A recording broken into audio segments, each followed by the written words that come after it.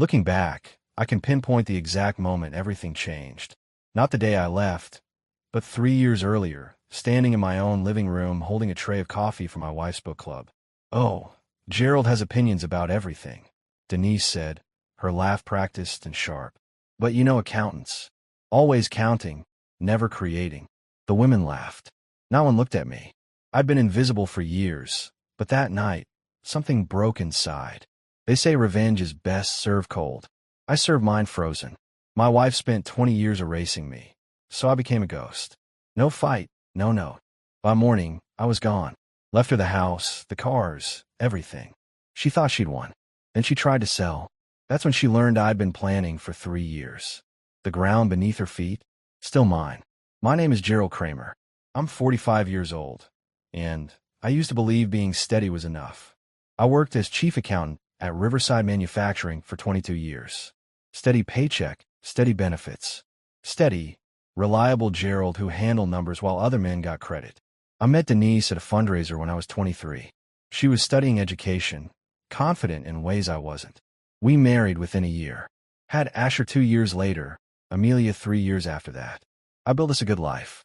3-bedroom house, 2 paid-off cars, college funds I contributed to without fail. But steady became boring. Reliable became invisible. About 5 years ago, the pattern started. Denise made decisions without asking. She refinanced our house, bought a new car, signed Asher up for a $4,000 SAT course. When I questioned it, she'd sigh like I was being difficult. "Gerald, I don't have time to explain every detail. Some of us are actually living life, not tracking it in spreadsheets." The kids heard it. Asher started talking to me the same way at 15. Dismissive, like my input was something to tolerate. Even Amelia learned to go to her mother first for everything that mattered.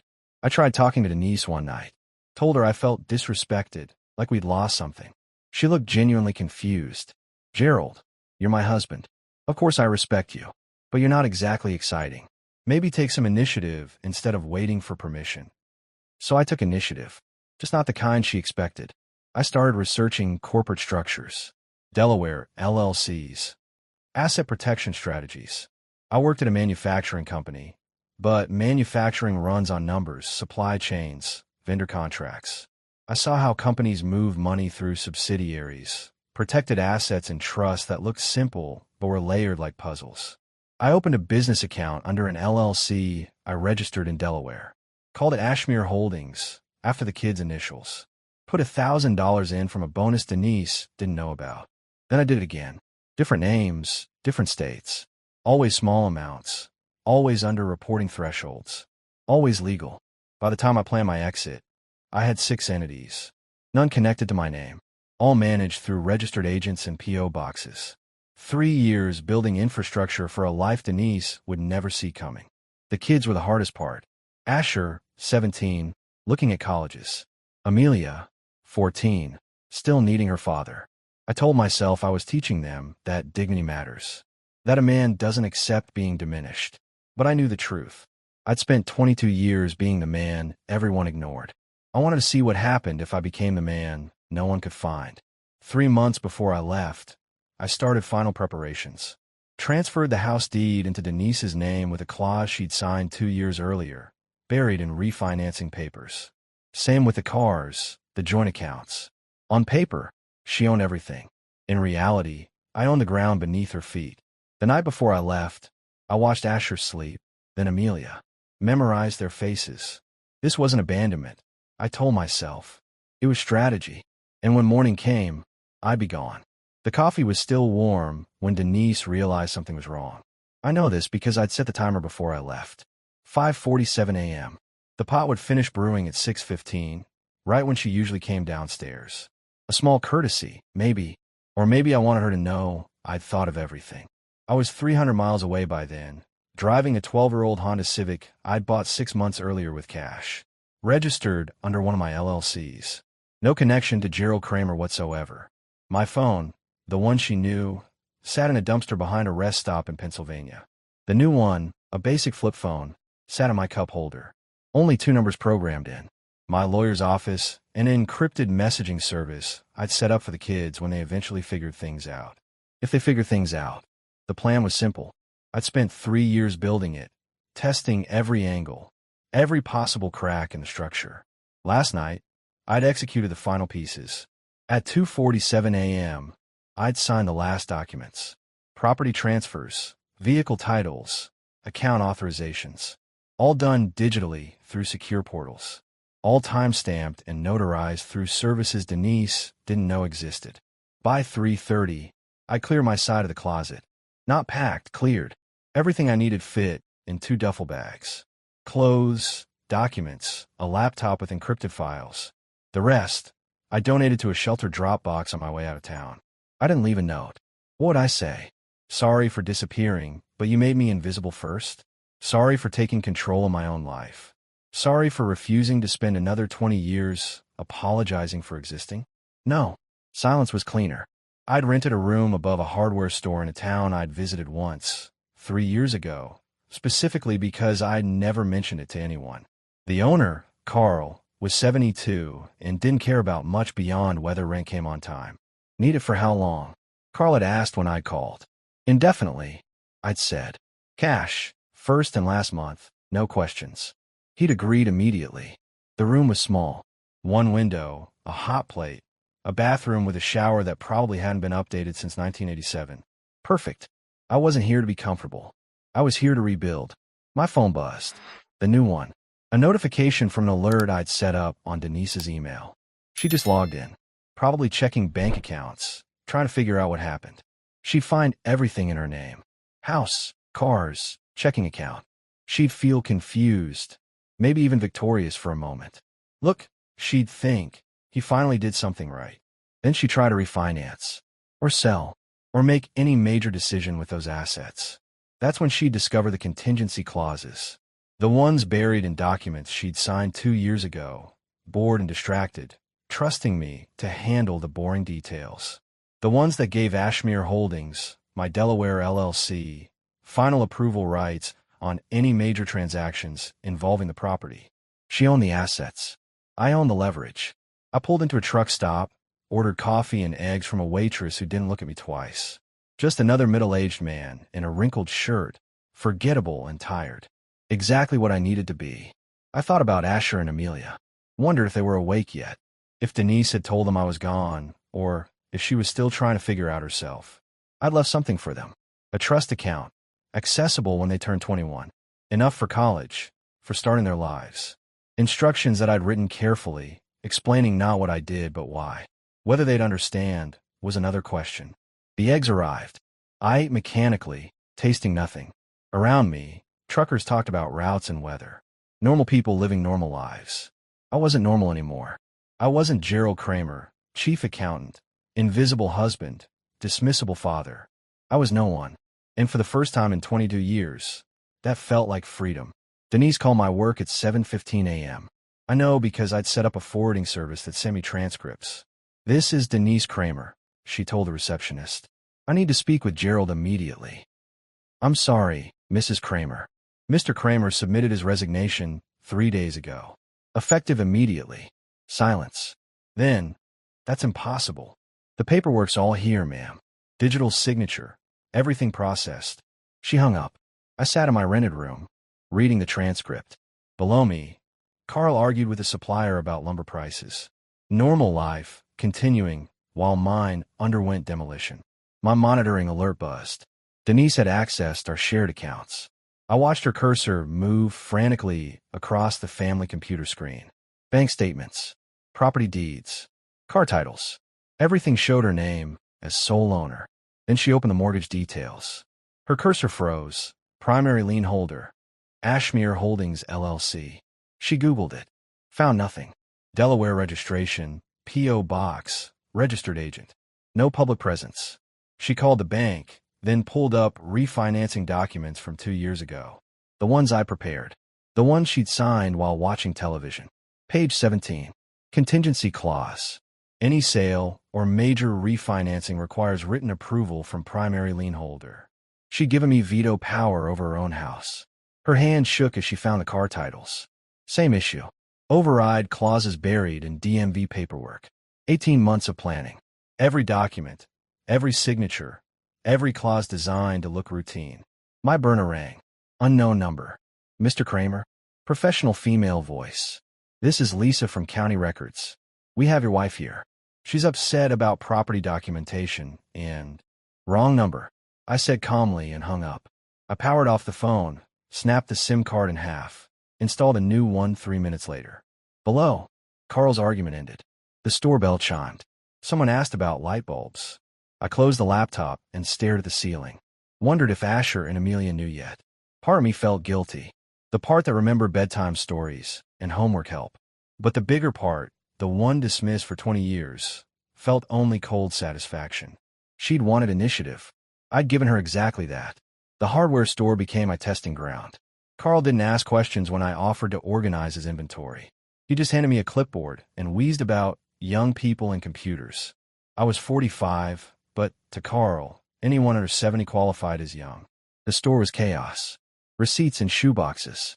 Inventory tracked on paper sometimes. Orders based on memory. It bled money Carl couldn't see. How long you been running this? I asked one afternoon. 43 years, he said, lighting a cigarette despite his own no-smoking sign. My daddy ran it 30 before that. You making money? He laughed, wet and rattling. I pay bills. Mostly. 2 weeks later, I'd rebuilt his entire system. Digitized inventory. Found 15,000 in duplicate orders sitting unlogged in the back. Discovered 3 suppliers padding invoices for years. How'd you catch that? Carl squinted at my spreadsheet. Math. Inattention. Within a month, I'd cut operating costs 30%. He made actual profit for the first time in 5 years. You want a job? He asked one morning. I want equity. He blinked. What? You're 72. You'll retire eventually. Sell me 20% now. I'll run it. Increase profits. When you're ready, I'll buy the rest. With what money? I have resources. He studied me. You're running from something? No. I said honestly. Running towards something. There's a difference. We shook hands that afternoon. By evening, I transferred funds from one LLC. Clean money, properly documented, completely legal. Carl signed without reading carefully. Just like Denise used to. The irony wasn't lost on me. That night, I checked monitoring systems. Denise had hired a lawyer. Lexi Monroe. Young, aggressive, expensive. Good. She needs someone competent. I pulled up a document I've been drafting. A proposal for buying distressed commercial properties. Buildings abandoned, foreclosed, forgotten. I had 9 LLC structures. Enough to start acquiring assets. Enough to build something real. Gerald Kramer had been an accountant maintaining other people's systems. The man I was becoming would build his own. The letter arrived at Carl's hardware store 6 weeks after I'd bought my equity stake. Plain envelope. No return address. Inside, a single business card with embossed lettering. Theodore Vance, Financial Restructuring. When you're ready to talk. A phone number. Nothing else. I'd never heard the name before. I showed it to Carl. Vance. Carl squinted at the card. That old snake's still alive. You know him. Knew him 30 years ago. Back when my daddy ran this place. Vance was some kind of business consultant. Helped a few local shops stay afloat during the recession in the 90s. Carl handed the car back. Heard he disappeared after that. Just vanished one day. Nobody knew where.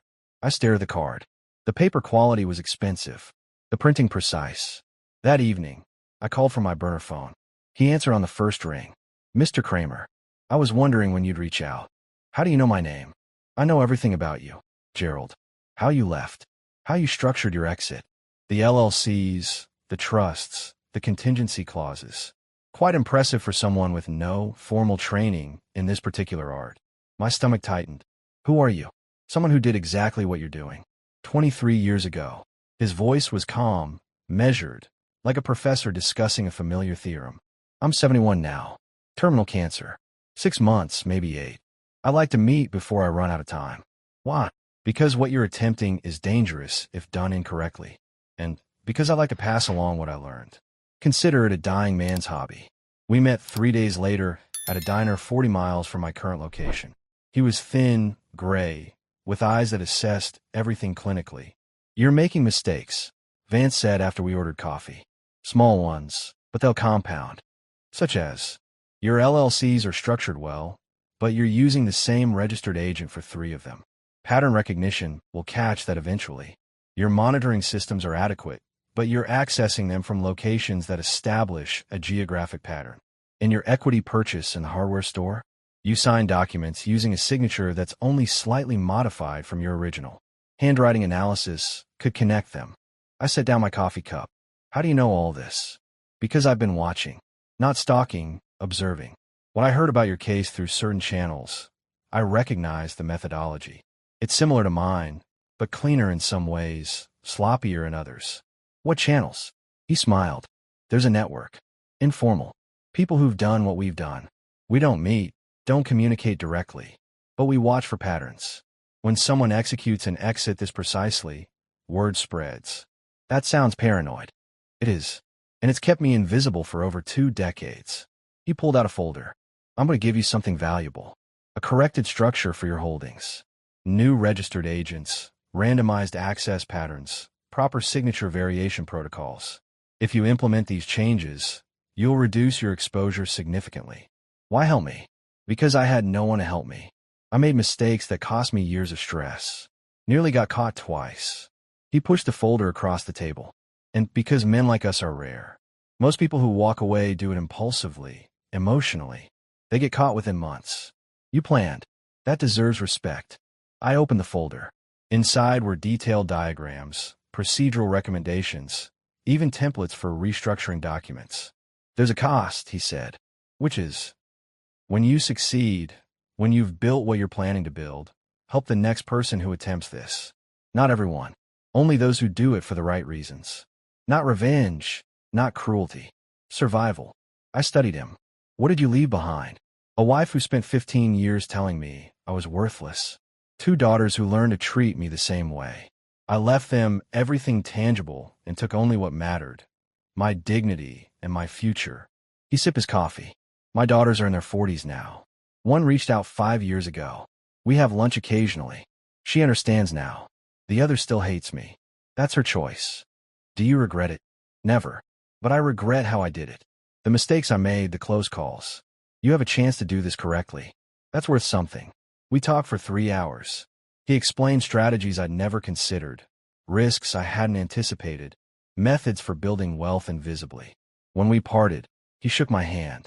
You'll face a moral test eventually. A moment where helping your old family conflicts with protecting your new life. When that happens, remember why you left. Don't let guilt make you sloppy. 6 weeks later, I received a newspaper clipping in the mail. Theodore Vance's obituary. Natural causes. No funeral services listed. Inside the envelope was a handwritten note. Implemented your changes. Die clean. Make me proud. I sat in my room that night, staring at the note, wondering if this was my future, helping ghosts stay invisible until I became one myself. Then I opened my laptop and started implementing every change he'd recommended. Denise's lawyer filed for a forensic audit 8 months after I left. I expected it sooner.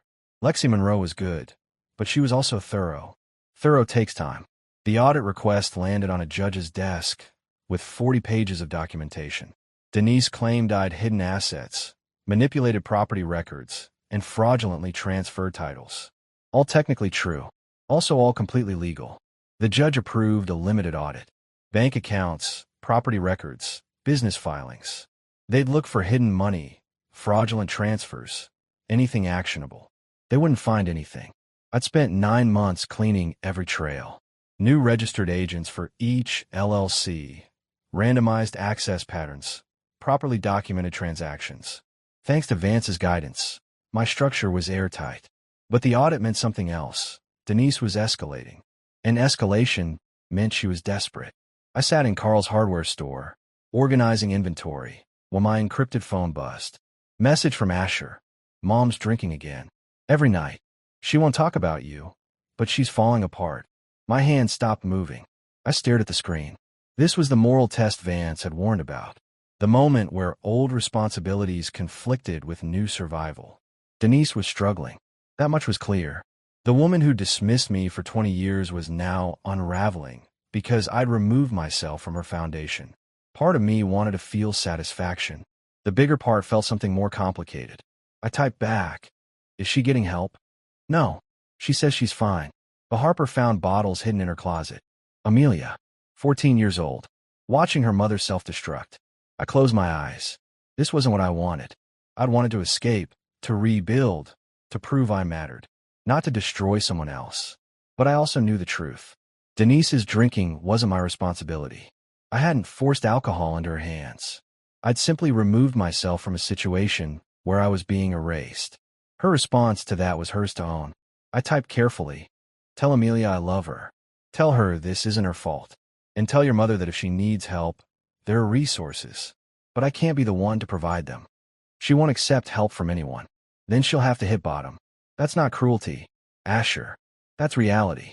You can't save someone who won't save themselves." Long pause. Then, "You sound different." "I'm different. Is that good?" I thought about that. Was it good? I'd survived, built something, reclaimed dignity. But the cost was watching my family struggle from a distance. "I don't know yet." I typed honestly.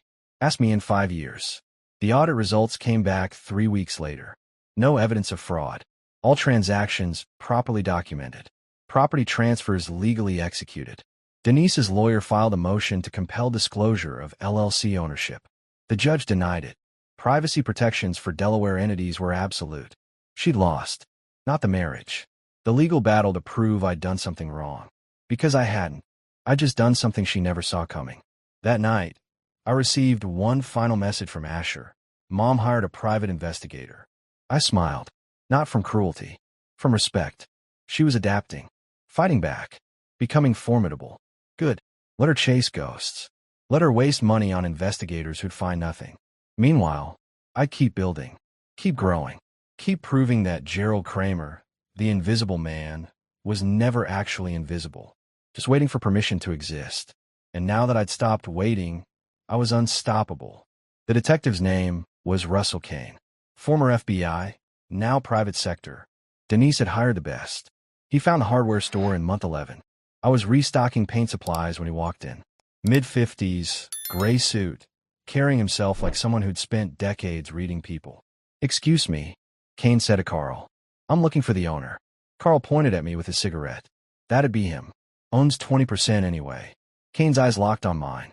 Professional assessment. He pulled out a phone, glanced at a photo, then back at me. "You look different," Kane said. "But the bone structure matches." "Gerald Kramer." I set down the paint can slowly. Met his eyes directly. "I don't know who that is. Your wife hired me to find you." "I don't have a wife." Kane smiled slightly. "You're good. The name change, the LLC structures, the clean exit. Professional level work. But you made one mistake. Which was, you kept the same mannerisms. The way you organize inventory, stack items by size and color. Your wife mentioned you did that at home obsessively. Most people can't change those patterns." I wiped my hands on my work pants. "Even if I was this Gerald person, what would you do about it? I'm not wanted for anything. No warrants, no debts, no crimes." "No," Kane agreed. "But your wife wants to talk. Says there are things that need to be settled. Then she can settle them with a judge. That's what lawyers are for. She's struggling. Your kids are struggling. You know that, right? If they are, that's unfortunate. But I'm not responsible for other people's choices." Kane studied me for a long moment. "You really believe that?" "I believe that I spent 22 years being responsible for everyone else's happiness. It never occurred to anyone to be responsible for mine. So yes, I believe people need to handle their own struggles. Even your children." That hit harder. I kept my expression neutral. "Especially children. They need to learn that life isn't fair and people aren't reliable. Better to learn it early." Kane pulled out a business card. Set it on the counter between us. "When you're ready to have a real conversation, call this number. Not for your wife. For your kids. They deserve better than wondering if their father is dead or just doesn't care." He walked out. I stared at the card for a long time. Carl shuffled over, looked at it, then at me. "That true? You got kids?" Carl asked. "Had kids. Different life. They know you're alive. They know. They know why you left. Not the full story. Someday maybe." Carl lit another cigarette. "My boy stopped talking to me when he was 23. Thought I was too hard on him. Too demanding. Didn't speak for 11 years. Then one day he showed up here. Said he understood why I pushed him. Said thank you. What changed? He had kids of his own. Realized parenting isn't about being liked. It's about preparing them for a world that doesn't care about their feelings." I picked up Kane's card. Did that make losing 11 years worth it? No. but it made the 11 years less painful. That night, I sat in my room and wrote a letter. Not to Denise, to Asher and Amelia. I explained everything. Why I left, how I planned it, what I was building. I explained that their mother wasn't a villain, just someone who'd forgotten how to see me as human. And I explained that leaving wasn't abandonment. It was survival. I sealed the letter, addressed it to my attorney with instructions, deliver when they turned 21. Then I went back to work. 2 years after I left, I owned controlling interest in 4 businesses. The hardware store was thriving. Carl had retired fully, sold me his remaining shares. I'd expanded the operation, added an online ordering system, started wholesale distribution to contractors. I bought a small manufacturing facility that produced custom cabinets. Hired Eddie, the day laborer who'd asked about my business philosophy. Made him operations manager. I'd invested in a commercial property development on the edge of town. 6 units, all leased to local businesses at reasonable rates. And I'd started a consulting firm, helping small businesses restructure their finances, avoid bankruptcy, optimize operations. Word spread quickly. I had more clients than I could handle. None of it under my original name. I was Eli Hayes now. Different social security number. Purchased legally through a complicated process involving name change laws and identity restoration services. Everything documented. Everything clean. Gerald Kramer existed only in court records and old tax returns. The consulting work brought me into contact with people who were where I'd been. Trapped in situations they'd built themselves into. Marriages where they'd become furniture. Jobs where they'd become expendable. I helped them see options they couldn't imagine. You're telling me to leave my wife? One client asked. A man named Robert who'd been dismissed for 15 years. I'm telling you to evaluate whether staying serves any purpose beyond avoiding discomfort. If it does, stay. If it doesn't, plan your exit carefully. That's cold. No. Cold is spending your life diminished. Strategic is choosing differently. Not everyone took the advice. Most didn't. They'd go home, try to fix things, convince themselves it would get better. A few did listen. A few did plan. A few did leave. And I'd help them structure their exits properly. Legally. Cleanly. I never told them my story. But I think they sensed it. Recognized something in how I talked about dignity and survival. One evening, my encrypted phone buzzed. Message from Asher.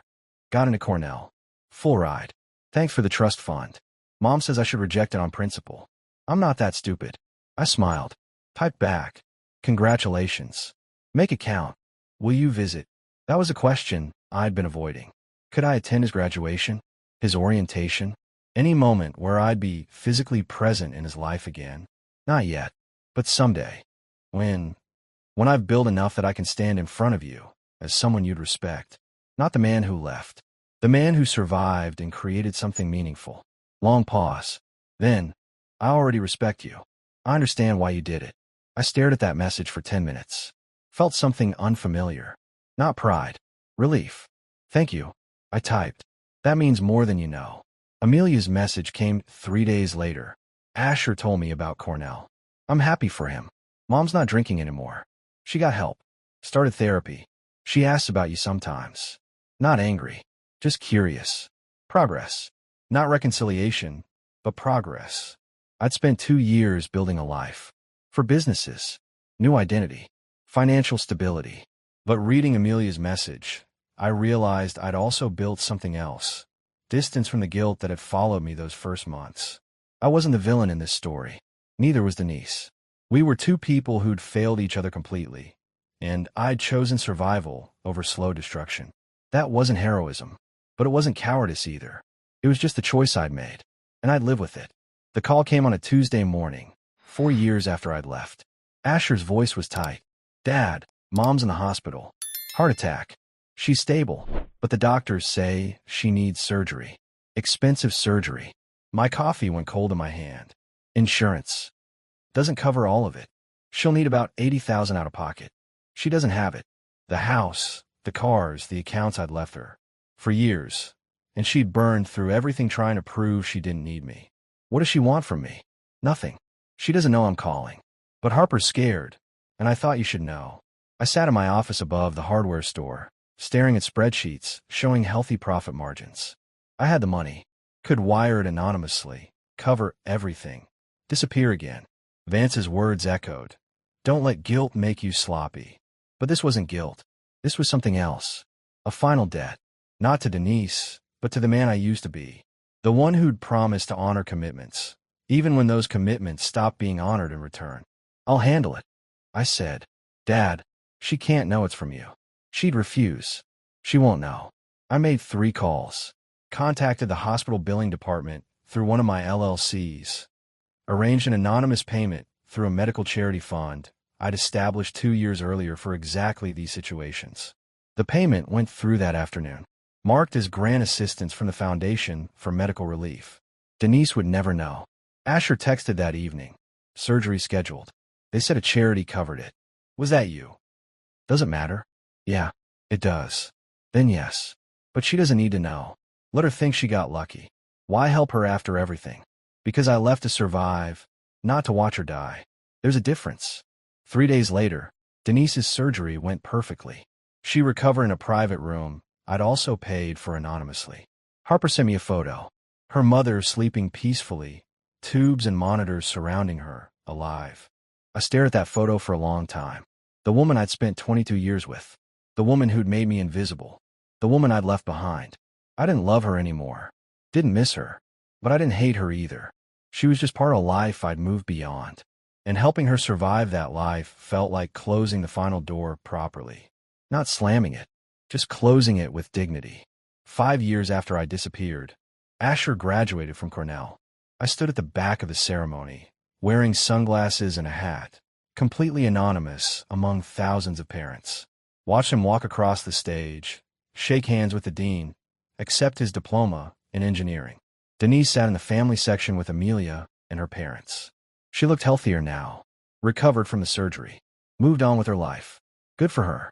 After the ceremony, I waited by my truck. Asher found me easily. We planned this.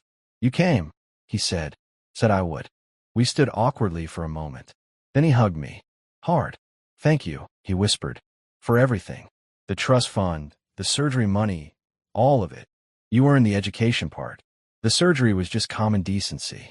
He pulled back, studying me. You look different. More solid. Like you actually exist now. I do exist. Just differently than before. Will you meet Amelia? She's 19 now. Finishing community college. She asks about you constantly. Someday. When she's ready to understand the full story. She already understands. Mom told her everything last year. During recovery. Said she'd been unfair to you. That she'd taken you for granted. That surprised me. Denise said that. Therapy does wonders apparently. She's different now. Softer. She even asked if I'd seen you. What did you tell her? That you're alive and well. That you built something meaningful. That you're not the villain she thought you were. We talked for another hour. About his job offers, his future plans, his relationship with his mother and sister. Normal father-son conversation. When we parted, he asked one final question. Do you regret it? Any of it? I thought carefully. I regret the pain it caused you and Amelia. I don't regret surviving. Those two things can both be true. He nodded. That's fair. I drove back to my town, to my businesses, to my life. The life I'd built from nothing. Gerald Kramer was legally dead. Declared so 2 years earlier. But Eli Hayes was very much alive. Thriving. Building. Creating value. I'd started with 6 LLCs and a dream of dignity. Now I own 9 businesses, employed 73 people, and helped dozens of others restructure their lives. Not bad for a ghost. That evening, I sat in my apartment and wrote one final letter. To Amelia, explaining everything I couldn't say in person yet. Telling her I loved her, that I was proud of her, that my leaving was never about her. I sealed it, addressed it, and put it in my safe. She'd get it when she was ready, when she asked to see me. Until then, I'd keep building, keep proving that the invisible man had always been worth seeing. And maybe someday, I'd be ready to be seen again. But for now, being alive was enough.